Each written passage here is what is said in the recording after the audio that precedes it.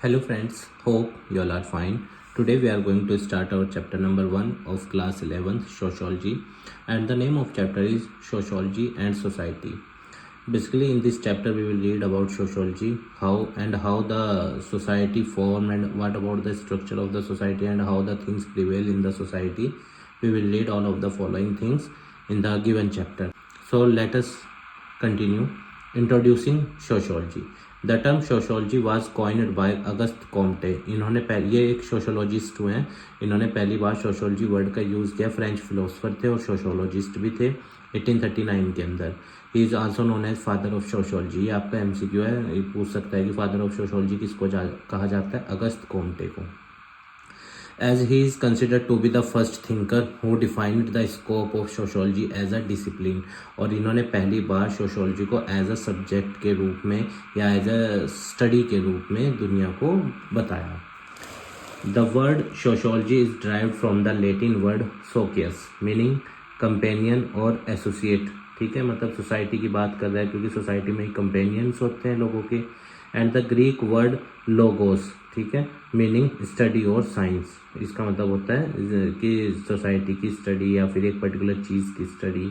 दस the meaning of sociology मतलब society की स्टडी करने के pattern. That is called science of society. क्योंकि देखो सोसाइटी को समझना इतना आसान नहीं है. हर सोसाइटी एक दूसरी सोसाइटी से डिफ़र होती है. कल्चरल ट्रेडिशन में, कल्चरल प्रैक्टिसेस में, कस्टम प्रैक्टिसेस में, बिलीफ्स में, टैबूज में. Sociology is the study of human life. Sociology के अंदर हम इंसानों के जीवन के बारे में पढ़ते हैं, ग्रुप्स के बारे में पढ़ते हैं क्योंकि सोसाइटी के अंदर अलग अलग ग्रुप्स हैं और ह्यूमन लाइफ भी हर किसी की अलग अलग होती है और सोसाइटीज़ भी अलग अलग होती हैं. इंडियन सोसाइटी अलग है, वहीं पे किसी और देश की सोसाइटी अलग है. फिर रिलीजियस सोसाइटीज़ अलग होती हैं. Its subject matter is our own behaviour. और बेसिकली सोशोलॉजी के अंदर हम सोसाइटी की स्टडी करते हैं और सोसाइटी का पार्ट कौन है, हम लोग ही तो हैं. तो यानी ये हमारे ही बिहेवियर की स्टडी है और कैसे हम सोसाइटी में अपने बिहेवियर को दूसरों से रिलेट करते हैं. सोशोलॉजी हमें ये सिखाती है. Sociology is the scientific study of human society and social behaviour from large scale institution and mass culture to small group and individual interactions. तो सोशोलॉजी एक प्रॉपर और सिस्टमेटिक और साइंटिफिक स्टडी है ह्यूमन सोसाइटी की. कैसे लोग society में एक दूसरे के साथ मिलजुल के रहते हैं, कैसे इंटरेक्ट करते हैं, कैसे बिहेव करते हैं, है ना. और कैसे लोगों के बीच में, बड़े ग्रुप्स और छोटे ग्रुप्स के बीच में कैसे तालमेल बनता है, रिलेशंस कैसे होता है, इग्नोरेंस, वो सब हम सोशोलॉजी के अंदर पढ़ते हैं.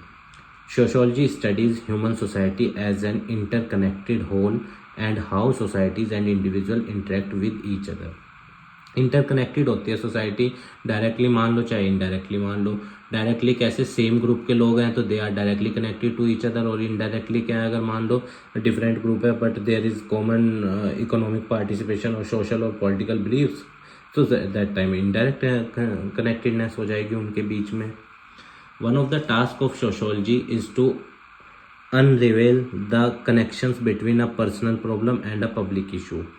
सोशोलॉजी हमें ये भी समझाती है कि कैसे एक पर्सनल प्रॉब्लम होती है जो एक इंडिविजुअल से जुड़ी हो और पब्लिक इशू होता है जो सोसाइटी से जुड़ा हो, जो ग्रुप ऑफ इंडिविजुअल से जुड़ा हो. कई बार ये कम्युनल भी हो सकता है, कई बार पूरी सोसाइटी को इफेक्ट करता है, कई बार सोसाइटी के अंदर एक पर्टिकुलर ग्रुप को इफेक्ट करता है एक particular issue, public issue. It tries to understand that the individual in modern times belong to more than one society. और आज के दौर में देखो कोई भी इंसान एक पर्टिकुलर सोसाइटी से जुड़ा हुआ नहीं है. सिर्फ फॉर एग्जांपल मान लो आई एम अ हिंदू, तो I belongs to a particular community and a particular society, ठीक है. पर उसके साथ साथ क्या पता मेरा इकोनॉमिक एस्पेक्ट अलग लोगों के साथ हो, है ना, पॉलिटिकल बिलीफ मेरा अलग लोगों के साथ हो. तो कोई भी व्यक्ति आज के दौर में एक सोसाइटी का मेंबर नहीं होता बस. And how societies are unequal. और सोसाइटीज़ अनइक्वल भी होती हैं क्योंकि डोमिनेंट और प्रिविलेज क्लास जो है वो उनसे अंडर प्रिविलेज क्लास या सोशली एक्सक्लूड क्लास से क्या हो जाती है, अलग हो जाती है. Thus sociology as a systematic study of society distinct from philosophical and religious reflection as well as our everyday common sense observation about society. और सोशोलॉजी जो है वो एक प्रॉपर स्टडी है. और अब देखो सोसाइटी जो होती है वो पूरी तरीके से फिलोसफिकल चीज़ें और रिलीजियस रिफ्लेक्शन भी दिखाती है. हर सोसाइटी अपने मान्यताओं को, अपने धार्मिक बिलीव्स को भी दर्शाती है। तो उन सब का ऑब्जर्वेशन और स्टडी करना हम किसके अंदर करते हैं? सोशियोलॉजी के अंदर। The sociological imagination. C. Wright Mills rests his vision of the sociological imagination precisely in the unraveling of how the personal and public are related। तो सी राइट मिल्स कहते हैं कि कैसे सोसाइटी के जो एक इंडिविजुअल के पर्सनल बिलीव्स हैं और एक पब्लिकली, वो दोनों कैसे इंटर रिलेटेड होते हैं, ये हम सोशियोलॉजी के अंदर पढ़ते हैं। Sociological imagination enable us to grasp history and biography and the relations between the two within the society। और सोशोलॉजिकल इमेजिनेशंस के ज़रिए हम ये भी समझते हैं कि कैसे सोसाइटी एक दूसरे के साथ कॉमन हिस्ट्री को शेयर करती है, कॉमन बिलीफ्स को शेयर करती है, और कैसे इंडिविजुअल सोसाइटी का पार्ट होके मिलजुल के रहते हैं या एक दूसरे के साथ मतलब कि समन्वय बना के रखते हैं। The most fruitful distinction with which the sociological imagination work is between the personal trouble of the milieu and the public issue of the social structure। अब देखो चीज़ें जब ज़्यादा अंडरस्टैंडिंग या प्रॉब्लम क्रिएट कर देती हैं जब मान लो पर्सनल ट्रबल्स ज़्यादा हों और पब्लिक इश्यूज़ क्या हैं वो सोशल स्ट्रक्चर के अंदर अलग हैं। मान लो फॉर एग्जांपल इंटरकास्ट मैरिज है, अब ये इंडिविजुअल के एस्पेक्ट से अलग बिलीफ मैटर करता है और सोसाइटी इसमें अलग वे में करती है, तो कहीं ना कहीं फिर दोनों चीज़ें क्या हो जाती हैं, इससे प्रभावित होती हैं। Trouble occurs with in the character of the individual and with in the range of his immediate relations. अब देखो जब एक व्यक्ति को प्रॉब्लम होती है तो उस व्यक्ति को तो प्रॉब्लम हो ही रही होती है, साथ में जो उसके इमीडिएट रिलेशंस में लोग हैं वो भी उससे प्रभावित होते हैं, जैसे फैमिली मेम्बर्स हो गए या वो सब। They have to do with his self and with those limited areas of social life of which he is directly and personally aware. और कहीं ना कहीं क्या होता है वो चीज़ें बहुत ज़्यादा प्रभावित होने लगती हैं जो उस व्यक्ति से जुड़ी हुई हैं, चाहे पर्सनल अवेयरनेस में देख लो, चाहे फिर उसका सोशल लाइफ में देख लो। अगर कोई भी व्यक्ति किसी प्रॉब्लम को फेस कर रहा है सोसाइटी के अंदर, या किसी रिलीजियस डोमिनेंसी को, या कह सकते हो आप रेस डिफरेंसेस को, है ना, इन सब को फेस कर रहा है, तो उसको भी प्रभावित होता है वो इंडिविजुअल खुद भी, और साथ में जो उसके नियर बाय क्लोज लोग होते हैं वो भी उससे प्रभावित होते हैं। Issues have to do with matters that transcends these local environment of the individual and the range of the inner life। अब वो इशू जो एक पर्टिकुलर व्यक्ति की को इफ़ेक्ट करते हैं या आसपास के उसके नियर बाय लोगों को इफ़ेक्ट करते हैं या उसकी इनर लाइफ को इफ़ेक्ट करते हैं, उन सब इश्यूज़ पे क्या होना चाहिए, चर्चा होनी चाहिए और सोसाइटी से कोरिलेट करके उनको दूर करना चाहिए। The fact of contemporary history are also facts about the success and the failure of individuals, men and women। अब इतिहास में भी देखा जाता है चीज़ों को लेके कि कब एक व्यक्ति सोसाइटी से जुड़ने के बाद सक्सेसफुल हुआ या कब वो अनसक्सेसफुल रहा, या कैसे उन्होंने स्ट्रगल किया चीज़ों को लेकर, कैसे मास स्ट्रगल शुरू हुआ, है ना, वो सब चीज़ें भी हम सोशियोलॉजी के अंदर पढ़ते हैं। और सोशियोलॉजी मदद करती है उन सब एस्पेक्ट्स को समझने में कि कैसे एक इंडिविजुअल्स का ग्रुप एक कॉमन हिस्ट्री को शेयर करता है एक दूसरे के साथ। वैन सोसाइटी इज इंडस्ट्रियलाइज, जब सोसाइटी का कैपिटलिज्म स्ट्रक्चर में वो होती है, सोसाइटी तब्दील होती है। A peasant become a worker, a feudal lord is liquidated और बिकम अ बिजनेसमैन। तो ये कैपिटलिज्म की बात कर रहा है। एक जो पीजेंट होता है वो मजदूर बन जाता है और एक जो फ्यूडल लॉर्ड होता है जो मतलब कि ज़मीनें देता है अपनी, वो क्या हो जाता है, वो बिजनेसमैन बन जाता है, या जो देख रेख करता था वो मतलब क्लास डिफरेंसेस बढ़ जाते हैं, रिच और पुअर के बीच का गैप इसमें बढ़ जाता है। Neither the life of an individual nor the history of a society can be understood without the understanding both। अब एक व्यक्ति और एक इतिहास तुम तभी समझ सकते हो एक ग्रुप का या एक व्यक्ति का जब तुम सोसाइटी की स्टडी करोगे, और सोसाइटी की स्टडी के लिए तुम्हें उस इंडिविजुअल का हिस्ट्री और उसके स्ट्रगल उन सबको पढ़ना पड़ेगा। तो कहने का मतलब क्या है, बोथ आर इंटरलिंक्ड, दोनों क्या होते हैं, जुड़े हुए होते हैं। सोसाइटी में इंडिविजुअल सोसाइटी का पार्ट होता है और सोसाइटी बनती किससे है, इंडिविजुअल से। प्लूरैलिटीज़ एंड इनइक्वालिटीज़ अमंग सोसाइटीज़। अब देखो सोसाइटीज़ के अंदर क्या होते हैं, विश्वास अलग अलग हैं, बहुलवाद चीज़ें हैं, और दूसरा क्या है, इनइक्वालिटीज़ भी हैं। कोई एक सोशल ग्रुप बहुत अच्छे लेवल पे होता है सोसाइटी के स्टार्टा में, और कोई एक व्यक्ति सोसाइटी के स्टार्टा में या सोशल स्ट्रक्चर में सबसे नीचे होता है। In the contemporary world we belong to more than one society है, तो सही बात है, हम इकोनॉमिकली किसी पर्टिकुलर सोसाइटी का पार्ट होते हैं, रिलीजियस वे में किसी और का, कम्युनल बेस पे किसी और का, है ना, और इकोनॉमिकल बेस पे या पॉलिटिकल बिलीफ्स पे किसी और का, कल्चरल एस्पेक्ट्स में किसी और का, है ना। We may use the term our society to denote, और जब हम अवर सोसाइटी की बात करते हैं तो हम किसकी बात कर रहे होते हैं, उन लोगों की जो हमारी जैसी लिंग्विस्टिक मतलब सेम भाषा बोलते हैं, सेम एथनिक कम्युनिटी के हैं या same religious caste tribal society के हैं, तो हम इसे बोलते हैं आवर सोसाइटी, मतलब हमारे समाज के लोग। This diversity make deciding which society we are talking about. और कई बार क्या होता है, जब हम अवर सोसाइटी की बात करें तो फिर ये भी नहीं समझ में आता कि किस बेस पे बात कर रहे, लिंग्विस्टिक पे, एथनिसिटी पे, रिलीजियस पे, कास्ट पे, ट्राइबल सोसाइटीज़ पे, कस्टम्स पे भी हो सकता है ना। The philosophical and religious thinking is concerned with the moral and immoral aspect of human behavior, the desirable way of living, about a good society etc based on their observation and experience। अब देखो, society के norms और traditions अलग होते हैं, beliefs अलग होते हैं, पर एक इंडिविजुअल्स के बिलीफ्स और मान्यताएं और जो उसका वे ऑफ लिविंग है वो उसके एक्सपीरियंसेस पे डिसाइड होता है। जैसे जैसे एक व्यक्ति के एक्सपीरियंसेस होते हैं उसी तरह उसकी मेंटेलिटी क्या होने लगती है, डेवलप्ड होने लगती है, और उसी तरह की वो अपनी बिलीफ्स को क्या करता है, फॉर्म करता है। जैसे फॉर एग्जांपल एक व्यक्ति लिबरल मेंटेलिटी लोगों के साथ या उस मेंटेलिटी के लिबरल मेंटेलिटी के लोगों के ग्रुप का मेंबर है या उस सोसाइटी में पार्टिसिपेट कर रहा है, तो उसकी मेंटेलिटी जनरली क्या पाई जाएगी, लिबरल। पर एक व्यक्ति है जो कंजर्वेटिव मेंटेलिटी का पार्ट है, तो फिर उसकी मेंटेलिटी क्या पाई जाएगी आपको, कंजर्वेटिव। तो एक्सपीरियंसेस और ऑब्जर्वेशन पे हमारी वे ऑफ लिविंग या बिहेवियर या डिज़ायर्स डिसाइड होती हैं। These thinking are based on the norms and values। और अब हमारी सोच या हमारी जो बिलीव्स हैं वो किस चीज़ के बेस पे डिसाइड होते हैं कि हम किस सोसाइटी के मेंबर हैं। It is about modelling a good society and differentiating it from a bad society. अब देखो, जब हम चीज़ों के ऊपर सोचने लगते हैं, हमारी अलग तरह की थिंकिंग डेवलप होती है, तो उसमें दो चीज़ें पनप रही होती हैं। एक तो हम अच्छे सोसाइटी के बीच में डिफरेंशिएशन कर रहे होते हैं और उसमें हम वहाँ समझ रहे होते हैं कि बुरी सोसाइटी क्या है और अच्छी सोसाइटी क्या है। पर जनरली ये बात ध्यान रखना, एक इंडिविजुअल्स के बिलीव्स, उसकी मान्यताएं, उसकी ओपन थिंकिंग उसी बेस पे डिपेंड करती है कि वो किस सोसाइटी का मेंबर है। Sociology also studies human society and aspect of human behaviour, but it is not about the norms and values as they ought to be. तो सोशियोलॉजी के अंदर ह्यूमन सोसाइटी के बारे में, ह्यूमन बिहेवियर के बारे में तो पढ़ते हैं, पर उसके नॉर्म्स और वैल्यूज़ क्या होंगे वो हमारे इसमें हम नहीं पढ़ते।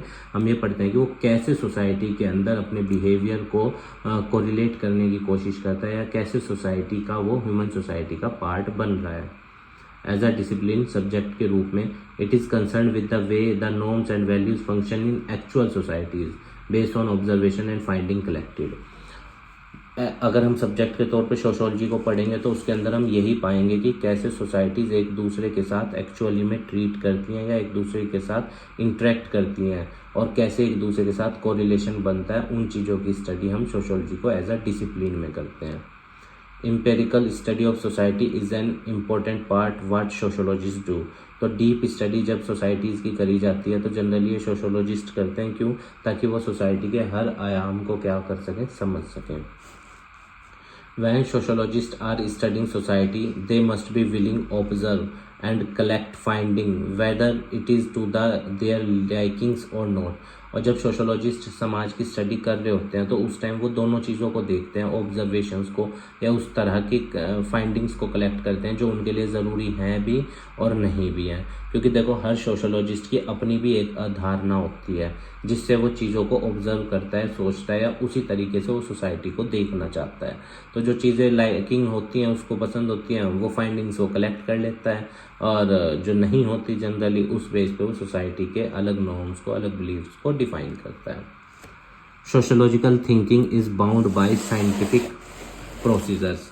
अब देखो, जो भी एक व्यक्ति अपनी थिंकिंग सोसाइटी को लेके डेवलप करता है, ठीक है ना, वो किस बेस पे होती है, साइंटिफिक एस्पेक्ट पे होती है, साइंटिफिक प्रोसीजर्स पे होती है। ये नहीं कि नॉर्म्स, बिलीव्स या जो मतलब कि एक पर्टिकुलर एस्पेक्ट है सोसाइटी का ओवरऑल बिना ऑब्जर्वेशन के हमने मान लिया कि हाँ यही सब चीज़ें हैं, ऐसा नहीं है। एक प्रॉपर स्टडी और उसके बाद एक सोशोलॉजिकल थिंकिंग को डेवलप किया जाता है साइंटिफिक वे में।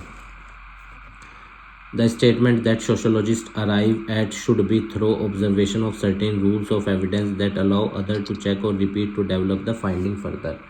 अब जो भी सोशोलॉजिस्ट स्टेटमेंट्स देते हैं, अब देखो कोई भी स्टेटमेंट सोशोलॉजिस्ट के द्वारा दी जा रही तो वो इस तरीके से दी जाएगी ताकि वो सबको समझ में भी आए, है ना। और अगर आने वाले टाइम में उसमें कोई फर्दर चेंज होना है या कोई फर्दर फाइंडिंग ऐड होनी है तो वो भी इजीली हो सके। Sociological knowledge and common sense knowledge. अब देखो कुछ चीज़ें ऐसी होती हैं जो सोसाइटी के अंदर प्रिवेल करती हैं और कॉमन सेंस पे बिलीव होती हैं, और कुछ चीज़ें हैं जो सोशोलॉजिकल नॉलेज की बात होती है। जैसे the common sense knowledge that we have are based on our naturalistic and और इंडिविजुअलिस्टिक एक्सप्लेनेशन। कॉमन सेंस किस पे डिपेंड होती है? नेचुरलिस्टिक चीज़ों पे होती है। मान लो कोई चीज़ उड़ रही है तो यानी मेरे को ये लग रहा है ना कि हाँ ये कॉमन सेंस है कि ये उड़ रही है, या मैं कहूँगा ये तो चल रही है आसमान पे, नहीं ना, कॉमन सेंस वाली चीज़ें। और ये इंडिविजुअलिस्टिक अपने बेस पे भी एक व्यक्ति कॉमन सेंस को डेवलप करता है और नेचुरलिस्टिक भी होती है। It is acquired from a particular view of point and the view point of the social group and the social environment that we are socialise to. जिस भी सोसाइटी के अंदर ग्रुप का हम मेंबर होते हैं, जिस भी तरह के सोशल एनवायरनमेंट में हम बड़े हो रहे होते हैं, या जिस भी तरह के सोशल व्यू को हम लेके चल रहे होते हैं, उसी तरीके की हमारी कॉमन सेंस डेवलप होती है और उसी तरह की नॉलेज भी हमारी सोसाइटी के प्रति डेवलप होती है। ठीक है। A naturalistic explanation for behavior is based on the assumption that one can identify natural reason for behavior। अब देखो नेचुरलिस्टिक एक्सप्लेनेशन क्या होती है बिहेवियर की? जब आप किसी भी चीज़ को लेके आपकी एक थिंकिंग अपने आप डेवलप हो और आप अपने आप उसके नेचुरल रीजंस दे। जैसे मान लो कोई किसी को पीट रहा है तो जाहिर सी बात है गलत है, उसको पेन हो रहा होगा, यह है नेचुरल आइडेंटिफिकेशन रीज़न का, ठीक है, बिहेवियर का। Most of our actions are based on naturalistic. अधिकतर जो भी हमारे एक्शंस होते हैं, जो भी हम करते हैं, वो नेचुरलिस्टिक चीज़ों पे होता है, या कह सकते हो आप जो हमारे मन बोलता है, मन वाला है ना कि भाई फॉर एग्जांपल रिश्वत नहीं लेनी चाहिए, तो ये नेचुरलिस्टिक चीज़ है कि ये गलत चीज़ है। Of human behaviour and might lead to unintended consequences. और फिर व्यक्ति इन चीज़ों को भी सोचता है कि नहीं यार अगर ये काम किया तो ये इसके परिणाम होंगे, ये नहीं करना है हमें। तो ये नेचुरलिस्टिक एक्सप्लेनेशन है, इसमें उसको किसी ने सिखाया नहीं है, उसके अंदर ओवरऑल खुद डेवलप हुई है thinking. Common sense is not reflective and doesn't not question its own origin. अब कॉमन सेंस जो होती है वो मतलब कि रिफ्लेक्ट नहीं होती कि हाँ हमने उससे सीखी है कॉमन सेंस। कॉमन सेंस तो एक ऐसी चीज़ है जो व्यक्ति के मतलब कि नेचुरलिस्टिक वे में है कि हाँ यार उसको पता है ये चीज़ एज के साथ कि ये गलत है, ये सही है, या उसका एक बेसिक थिंकिंग को ही आप कॉमन सेंस से भी कोरिलेट कर सकते हो। Sociology on the other hand break away from common sense observation and ideas. पर सोशियोलॉजी कॉमन सेंस पे नहीं होती, सोशियोलॉजी ह्यूमन बिहेवियर पे होती है। How human integrates itself to the society, उस चीज़ पे बेस होती है। It works on meaningful explanation and unsuspected connections of our action with our behaviour. और सोशियोलॉजी किस पे काम करती है? Unsuspected connections of our action, जो हमारे एक्शंस हैं या जो हमारा बिहेवियर है उनके बीच में क्या रिलेशन है और उस एक्शंस और उस बिहेवियर का सोसाइटी पे क्या फ़र्क पड़ रहा है, सोशियोलॉजी इसकी स्टडी करती है। Sociological thinking is based on the way why I hold a specific view about a particular behaviour और अ सोशल इशू। अब देखो सोशियोलॉजिकल थिंकिंग क्या होती है? जब आप सोसाइटी के बारे में किसी चीज़ के ऊपर सोचते हो, अब आपकी पर्टिकुलर बिहेवियर और पर्टिकुलर सोशल इशू के ऊपर आपकी थिंकिंग अलग होगी और दूसरे इंडिविजुअल की थिंकिंग क्या होगी सोशियोलॉजिकल एस्पेक्ट में, वो अलग होगी।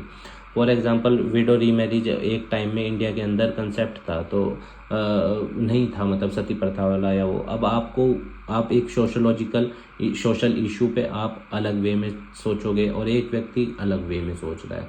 मे बी आप लिबरल वे में सोचो या वो कंजर्वेटिव वे में सोचे, है ना। The systematic and questioning approach of sociology is derived from a broader tradition of scientific investigation। और कोई भी मतलब कि अप्रोच जो सोशोलॉजी के अंदर डिस्क्राइब किया जाता है या डेवलप किया जाता है वो एक साइंटिफिक इन्वेस्टिगेशन, चीज़ों को समझ के उसके परिणामों को, फैक्ट्स को चेक करके किया जाता है। Intellectual ideas in making of sociology, let us see that. Sociologist and social anthropologist sought to categorize societies into types and to distinguish stage in social development. These features reappears in the 19th century in work of early sociologist Auguste Comte. तो देखो sociologist जो होते हैं या social anthropology जो समाज की पुरानी चीज़ों की स्टडी करते हैं, सोसाइटी कैसे डेवलप हुई, कैसे चीज़ें हुई, स्ट्रक्चर रहना या सोसाइटी के डेवलपमेंट्स क्या है, उन सोशल डेवलपमेंट्स उन सबको क्या करते हैं अलग अलग वे में चीज़ों को समझने की कोशिश करते हैं। जैसे कुछ सोशोलॉजिस्ट हुए जिन्होंने अपने काम के ज़रिए इन सब चीज़ों को डिफ्रेंशिएट करने की कोशिश करी, जैसे Auguste Comte, Karl Marx and Herbert Spencer. इन सब के आप नाम याद रखिएगा, फेमस सोशोलॉजिस्ट हैं। Efforts were therefore made to classify different type of societies on the basis, for instance, और बहुत सारे एफर्ट्स किए गए हैं कि सोसाइटी को अलग अलग क्लासीफाई किया जाए। जैसे प्री मॉडर्न सोसाइटीज़ हो गई है ना, हंटर्स गैदरर्स, पेस्टोरल आगे, फिर एग्रेरियन आगे, फिर एग्रेरियन से नॉन इंडस्ट्रियल सिविलाइजेशन आ गई, और उसके बाद कौन सी आई होगी, इंडस्ट्रियल सिविलाइजेशन आ गई होगी। तो सोसाइटी क्या होती है, स्टेप वाइज स्टेप, चरणों में, चरण मतलब कि स्टेजेस में क्या होती है, बदलती रहती है। हिस्ट्री के भी आप देख लो 3 पार्ट हैं, इसीलिए तो है वो। Types of modern society such as the industrial society, आज के वक्त में इंडस्ट्रियल सोसाइटी चल रही है। तो Darwin's ideas related to sociology, let us read this.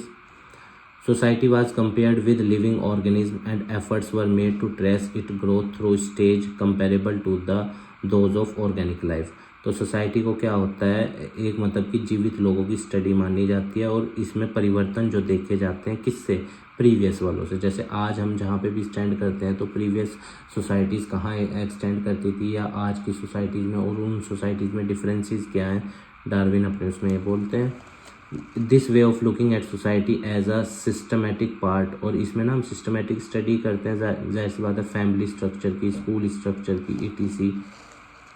The intellectual ideas that went into the making of sociology have direct bearing on how sociology studies empirical reality. और इसका इंटेलेक्चुअल आइडिया क्या है कि कैसे सोसाइटी मतलब कि empirical reality को, जो सोसाइटी के अंदर चीज़ें चल रही है और जो सोशोलॉजिकल बिलीफ्स हैं उनके बीच में क्या डिफरेंसेस हैं या कैसे वो एक दूसरे को इफेक्ट करते हैं, वो सब हम इसके अंदर पढ़ते हैं। जैसे the enlightenment and European intellectual movement जो 17th एंड 18th सेंचुरी में चली थी, इंडिविजुअलिज्म के ऊपर इसका जोर था।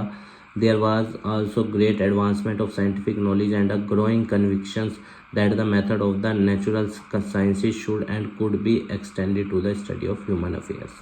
तो उस टाइम ये सब चीज़ें इंडिविजुअलिज्म के कंसेप्ट को दिया गया कि एक इंडिविजुअल को सोसाइटी से कैसे इंटरलिंक किया जाए या कैसे एक इंडिविजुअल सोसाइटी से लिंक्ड होता है अलग अलग एस्पेक्ट्स में, ह्यूमन अफेयर्स में। ह्यूमन अफेयर्स के अंदर आ जाएगा जैसे social affairs, economical affairs, political affairs, ये सब।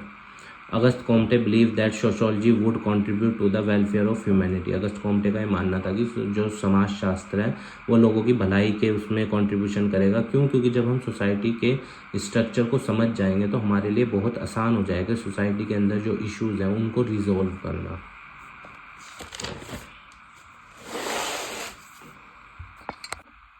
The material issue into making of sociology. तो आइए अब देखते हैं चीज़ें, क्योंकि सोसाइटी के अंदर इकोनॉमिक ग्रोथ या जो मटेरियलिस्टिक चीज़ें होती हैं उनसे भी सोसाइटी में के अंदर परिवर्तन आता है। The system of capitalism become the driving force behind the growth of industrial manufacturing. आप जानते हो पूंजीवाद जो है उससे देश के अंदर इंडस्ट्रियलाइजेशन बढ़ता है। क्यों? क्योंकि जैसे जैसे टेक्नोलॉजी अपग्रेड होती है, चीज़ें बदलती हैं और जो ट्रेडिशनल प्रैक्टिसेस होती हैं मैन्युफैक्चरिंग की उसको बदल के मॉडर्न टेक्निक्स आ जाती हैं प्रोडक्शन की। The market act as the key instrument of productive life. और एक अच्छे जीवन को चलाने के लिए बाज़ार बहुत ज़्यादा इम्पोर्टेंट हो जाता है। Goods and services labour become commodities whose use was determined by rational calculations. और जो लेबर होते हैं, मजदूर होते हैं, उनका यूज़ किस चीज़ पर डिपेंड होता है? कैलकुलेशंस किस चीज़ की? कॉस्ट की। If the machine is able to produce the commodities at the less cost then the labour will take, then the producer or the industrialist will prefer to produce the goods from the by the machines. The change industrialization brought about was far-reaching and changed the structure of the pre-industrial society. और जैसे जैसे industrialisation हो रहा है समाज का पूरी तरीके से परिवर्तन हो रहा है, चीज़ों के अंदर बहुत ही ज़्यादा क्या हो रहा है, चेंजेस आ रहे हैं, सोसाइटी भी धीरे धीरे मॉडर्नाइज हो रही है, लिबरल वैल्यूज़ आ रही हैं, है ना।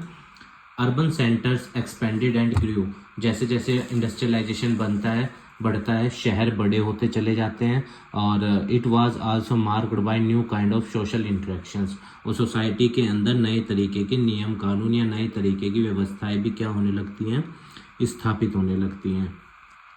The factory was perceived as an archetype of an economic regimentation hitherto known only in barrack and prisons. और पहले क्या होता था, जो फैक्ट्रीज होती थी वो एक तरह का प्रिजन, क्योंकि मजदूरों को अलाउड नहीं होता था बाहर जाना या वो सब चीज़ें। पर जैसे जैसे और ज़्यादा डेवलपमेंट होता है, चीज़ें बदलती हैं, तो क्या होता है, फैक्ट्रीज़ को और ज़्यादा बड़े स्केल पे मतलब कि फैलाया जाता है और प्रोडक्शन को बढ़ाया जाता है। और इवन वर्कर्स के राइट्स या वर्कर्स की यूनियंस, वो सब चीज़ें भी सामने आने लगती है। For Marx some like Marx the factory was oppressive, क्योंकि कार्ल मार्क्स ने, आप जानते हो, उन्होंने कैपिटलिज्म की थ्योरी दी है। उसके अंदर उन्होंने कहा है कि जो कैपिटलिस्ट लोग होते हैं वो पीजेंट लोगों का ना बहुत ज़्यादा एक्सप्लॉयटेशन करते हैं, इसलिए फैक्ट्री वो जगह है जहाँ पे वर्कर्स का एक्सप्लॉयटेशन होता है। इसलिए मार्क्स ने फैक्ट्री को क्या कहा, ओप्रेसिव, मतलब वो जगह जहाँ पे सबको ओप्रेस्ड किया जाता है, एक्सप्लॉयट किया जाता है। Another indicator of the emergence of modern societies was the new significance of clock time as a basis of social organization. अब देखो, पहले क्या होता था, फैक्ट्रीज के अंदर वर्किंग आवर डिसाइड नहीं होते थे और बहुत ही ज़्यादा एक्सप्लॉयटेशन होता था लेबर्स का, वर्कर्स का।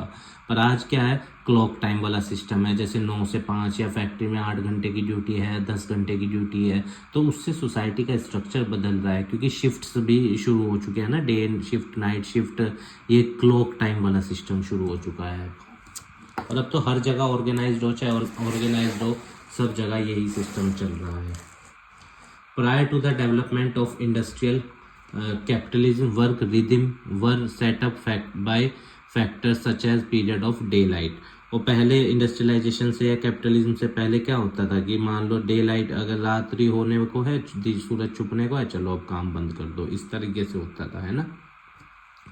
जैसे आपने उसमें देखा होगा, जो मजदूर होते हैं आज के दौर में भी कंस्ट्रक्शन साइट्स पे, जनरली उनके वर्किंग आवर डिसाइड नहीं होते, क्योंकि वो अनऑर्गेनाइज सेक्टर में होते हैं। तो क्या होता है, जैसे मतलब दिन छुपने लगता है तो वो काम बंद कर देते हैं, पहले भी ऐसे ही था। पर ऑर्गेनाइज सेक्टर के अंदर ऐसा नहीं है, वहाँ पे क्लॉक टाइम वाला सिस्टम है, 9 से 5 या जितने भी 8 घंटे का ड्यूटी होता है। Factory production impaired the synchronisation of labour, it began punctually, he had a steady pace and took place for set hours and on particular days of the week. In addition, the clock injections a new urgency to work. So factory production implied the synchronization of labor. It began punctually, had a steady pace and took place for set hours and on particular days of the week. और generally क्या होता है आज के दौर में ना, factories में भी जैसे छुट्टी तय होती है कि संडे को दिन नहीं आना है, या जो भी शिफ्ट में छुट्टी इनको मिलती होगी, वीकली ऑफ, तो उस दिन वो काम नहीं करेंगे, वो क्या होगा, रेस्ट का या इस सब चीज़ का होगा। और इवन हर डे के वर्किंग आवर भी फिक्स हैं। In addition the clock injected a new urgency to work. कई बार क्या होता है कि चीज़ें या वर्किंग कंडीशंस क्या हो रही हैं, धीरे धीरे बदल रही हैं। Relevance of studying the beginning and growth of sociology in Europe. Most of the issues and concern of sociology also date back to a time when European societies were undergoing tumultuous change in the 18th and 19th centuries with the advent of capitalism and industrialization. और Europe के अंदर जब 18वीं और 19वीं शताब्दी के बीच capitalism या industrialisation बढ़ रहा था, तो इश्यूज सामने आने लगे, वर्कर्स के राइट्स या वर्कर्स का एक्सप्लॉयटेशन, वो सब चीज़ें होने लगी, सोसाइटी के अंदर डिस्टर्बेंस क्रिएट हुआ। तो वहाँ पे फिर सोशियोलॉजी ने या सोसाइटी की स्टडी वाली चीज़ें उत्पन्न हुई। Origin of sociology in India, let us see India के अंदर कैसे ओरिजिन हुआ सोशियोलॉजी का। Formal university teaching of sociology began in 1919 University of Bombay and later in Calcutta and Lucknow. ये आप ध्यान रखना, MCQ है आपका। The detailed study of societies was first began during the colonial period के दौरान समाज को समझना या उस तरह की चीज़ें डिटेल में शुरू हुई, मतलब डीप में जाके स्टडी करने के स्ट्रक्चर सोसाइटी का ऐसा क्यों है, लोग बटे हुए क्यों हैं कास्ट हायरार्की पे, या रिलीजियस डिफरेंसेस क्यों हैं। Reviewers of Indian society generally trace its origin to work of several British civil servants, missionaries and Western scholars during 18th and 19th century. जो रिव्यूअर्स हैं वो इस चीज़ की स्टडी को या सोशल इंडिया के अंदर सोसाइटी की स्टडी को किस वक्त से जोड़ देते हैं, ब्रिटिश मिशनरीज हो गए या क्रिश्चियंस हो गए या वेस्टर्न स्कॉलर्स हो गए जो 18वीं 19वीं शताब्दी के थे उनसे. They wanted to know more about Indian culture so they could easily rule over the country. और उन्होंने ऐसा स्टडी करना क्यों शुरू किया, क्योंकि वो भारत को समझना चाहते थे, भारत को जानना चाहते थे, ताकि वो भारत के ऊपर आसानी से क्या कर सकें, रूल कर सकें. Christian missionaries were interested in learning local language, folklore and culture to carry out their activities. So they were interested in studying the languages pattern of our country, folklore, beliefs, custom, tradition, so that it would be easy for them to rule our nation, है ना. Because अगर वो हमारी society को समझ गए तो उनको फिर हमारे लिए पॉलिसीज़ बनाना है, हमारे ऊपर कॉलोनियल व्यवस्था को कैसे शुरू करना है, वो उनके लिए बहुत ही ज़्यादा क्या हो जाएगा, ईजी हो जाएगा. Scope of sociology. Scope of sociological study is extremely wide. It offers a specific way of looking at society and help us to understand it in a better way. देखो सोशोलॉजी का बहुत ज़्यादा scope है आज के दौर में. क्यों? क्योंकि सोशोलॉजी ही डाइवर्स सोसाइटी को समझने में मदद करती है और इजी हो जाता है सोसाइटी को बहुत आसान तरीक़ों से समझने में, और फिर सोसाइटी के स्ट्रक्चर को या सोसाइटी के अंदर जो सोशल इश्यूज़ हैं बिटवीन डिफरेंट ग्रुप्स के या डिफरेंट सोसाइटीज़ के बीच के जो इश्यूज़ हैं उनको हम सोशोलॉजी के ज़रिए इजीली समझ सकते हैं. It can focus its analysis of interaction between individual और ग्रुप. सोशोलॉजी के ज़रिए हम इंडिविजुअल्स और ग्रुप के बीच के इंटरेक्शन को भी समझ सकते हैं easily. How individuals interact, how groups of the society of different custom, tradition, languages interacts. It can focus on national issues such as unemployment. अगर हम सोसाइटी की स्टडी करेंगे तो हमें बेरोज़गारी, poverty, hunger, starvation, corruption, crime, इन सब issues पे या इवन ग्लोबल इश्यूज़ पे जैसे एनवायरनमेंट, पॉल्यूशन, ये सब चीज़ों पे हम स्टडी कर सकते हैं. Sociology is inter related with all other social science. जितने भी सोशोलॉजी हर उस सब्जेक्ट से जुड़ी हुई है जिसमें हम सोसाइटी के बारे में पढ़ते हैं, चाहे हिस्ट्री हो चाहे इकोनॉमिक्स हो, है ना. क्योंकि आप जानते हो इकोनॉमिक्स से ऐसे कोरिलेट कर सकते हैं सोसाइटी के अंदर हर ग्रुप के क्या. आज तो चलो सब चीज़ें डिसाइड हैं, पर प्री डिटरमाइंड उसमें क्या होता था, हर पर्टिकुलर कम्युनिटी एक पर्टिकुलर वर्क को करती थी. And also the study of society in its totality. और सोशोलॉजी के ज़रिए हम सोसाइटी को एक संपूर्ण रूप में पढ़ और समझ सकते हैं. It can focus its analysis of interaction between individuals such as that of a shopkeeper with customer. Sociology के ज़रिए हम ये भी समझ सकते हैं शॉपकीपर और कस्टमर के बीच क्या रिलेशन है, टीचर और स्टूडेंट्स के बीच, क्योंकि सब सोसाइटी का पार्ट होते हैं. बिटवीन टू फ्रेंड्स क्या रिलेशन है ना. और फैमिलीज़ के बीच में क्या रिलेशन है, क्योंकि डिफरेंट फैमिलीज़ डिफरेंट कस्टम और ट्रेडिशंस में बिलीफ रखती हैं. Sociology is a discipline that expand our awareness and analysis of the human social relationship, cultures, institutions that profoundly shape both our lives and human history. Sociology के ज़रिए या sociology एक ऐसा subject है जिसके ज़रिए हम इंसान के सोशल रिलेशनशिप्स को समझते हैं, कल्चर्स को समझते हैं, इंस्टीट्यूशंस को समझते हैं, पॉलिटिकल, इकोनॉमिक या सोशल इंस्टीट्यूशंस को, है ना. क्योंकि उन सब का प्रभाव हमारे जीवन पे और हमारे ह्यूमन हिस्ट्री पे पड़ता है. Sociology and its relationship with other sciences. Let us see. The scope of sociological studies extremely wide. Sociology कोई छोटा सब्जेक्ट तो है नहीं, उसको हम इकोनॉमिक्स से भी जोड़ सकते हैं, पॉलिटिकल साइंस से भी जोड़ सकते हैं, है ना. It can focus its analysis interaction with between individuals, examine global social processes से, है ना. Sociology is one of a group of social science which also includes. और सोशोलॉजी के अंदर क्या क्या आता है, एंथ्रोपोलॉजी, क्योंकि सोसाइटी की पुरानी चीज़ों की जब हम स्टडी करते हैं उससे भी तो हमें सोसाइटी के स्ट्रक्चर के बारे में पता चलता है, चाहे मोहनजोदारो हो गया या हड़प्पा सिविलाइजेशन हो गया. इन सबको हम कैसे समझ पा रहे हैं, क्योंकि उनकी एंथ्रोपोलॉजिकल चीज़ों को हमने पढ़ा है. इकोनॉमिक्स, पॉलिटिकल साइंस, हिस्ट्री, ये सब समाज से जुड़े हुए जितने भी सब्जेक्ट हैं, मतलब जो सोशल साइंस स्ट्रीम के अंदर सब्जेक्ट आते हैं उनको हम सोशोलॉजी के अंदर पढ़ सकते हैं. ठीक है. There is a greater need of interdisciplinary approach. और इन सबको कोरिलेट करने की बहुत ज़्यादा ज़रूरत है ताकि सोसाइटी को एक डिसिप्लिन या एक डीप मैनर में स्टडी करा जा सके. Sociology. Let us see some of the sociology and economics. Sociology is a generalised science whereas economics is a special science. Sociology में हम आमतौर पे हर चीज़ के बारे में पढ़ते हैं, पर इकोनॉमिक्स में हम पैसे की स्टडी या society, how the society is going to use it, इसका रिसोर्सेज है ना, what will be the production method और एग्रीगेट डिमांड, एग्रीगेट सप्लाई, वो सब चीज़ें। सोशोलॉजी के अंदर हम हर तरह की रिलेशनशिप को समझते हैं, पढ़ते हैं, पर इकोनॉमिक्स में हम चीज़ों को इकोनॉमिक टर्म में देखते हैं, आर्थिक टर्म में, है ना। Sociology is the abstract in nature and less precise. Sociology जो है वो एब्स्ट्रैक्ट इन नेचर है और लेस प्रिसाइज है, मतलब कि उसको आसानी से सोसाइटी के अंदर परिवर्तन आते रहते हैं। पर इकोनॉमिक्स के जो लॉ हैं वो कॉन्क्रीट हैं और वो मोर प्रिसाइज हैं, उनको परिवर्तित जनरली नहीं करा जा सकता। In sociology social variable are very difficult to measure and quantify. इन्हें नंबर्स में या सोसाइटी की स्टडी को हम मेज़र नहीं कर सकते क्योंकि साइकोलॉजिकल फिनोमिना होता है, पर इकोनॉमिक्स में चीज़ें क्वांटिफाइड करी जा सकती हैं, नंबर्स में मेज़र करी जा सकती हैं, जैसे इकोनॉमिक ग्रोथ कितनी है देश की, अनएम्प्लॉयमेंट रेट कितना है, वो सब चीज़ें। Sociology and political science.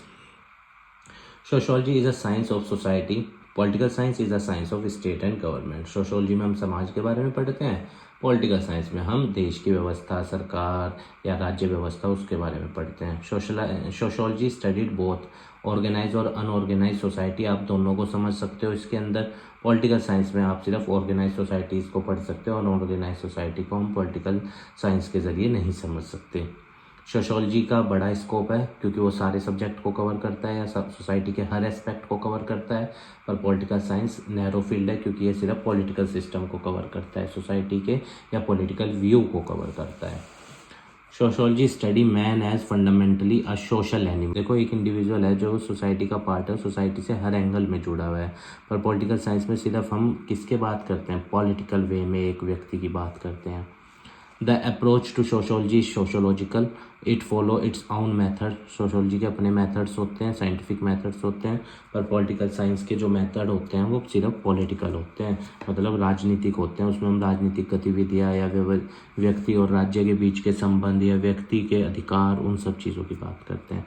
दोनों डिसिप्लिन इंटर डिसिप्लिनरी हैं और ज़रूरी हैं एक दूसरे को बेहतर समझने के लिए, पर सोशोलॉजी एक वाइडर कंसेप्ट है as comparison to political science. Sociology is a general social science, hence it study all kind of social relations, सब के बारे में पढ़ता है, पर पॉलिटिकल साइंस एक कॉन्सेंट्रेट है और एक ह्यूमन रिलेशनशिप जो कि पॉलिटिकल कैरेक्टर में समझने की कोशिश करता है, ठीक है ना। क्योंकि देखो, पॉलिटिकल पार्टिसिपेशन या बस पॉलिटिकल वे में इंसान क्या चाहता है, या राइट टू वोट, या फिर पॉलिटिकल एक्सप्रेशन, व्यक्ति का राइट टू कंटेस्ट, है ना, और उसके फंडामेंटल राइट्स, फंडामेंटल ड्यूटीज़, ये बेसिक जो चीज़ें हैं। Sociology and history, late us see that also. Sociology is interested in the study of present social phenomena, और इतिहास के अंदर हम पास्ट के बारे में पढ़ते हैं। सोशोलॉजी एनालिटिकल और इंटरप्रिटेटिव साइंस है, पर हिस्ट्री जो है वो डिस्क्रिप्टिव है, लिखी हुई है बस, और वो बदली नहीं जा सकती।